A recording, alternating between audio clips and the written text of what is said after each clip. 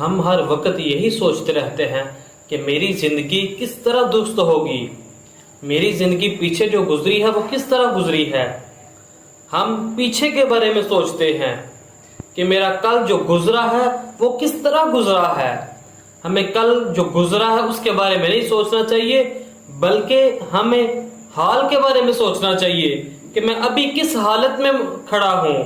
ہمیں مستقبل کے بارے میں سوچنا چاہیے، ہمیں مستقبل کے بارے میں سوچنا چاہیے کہ کل میں کیسا گزاروں گا۔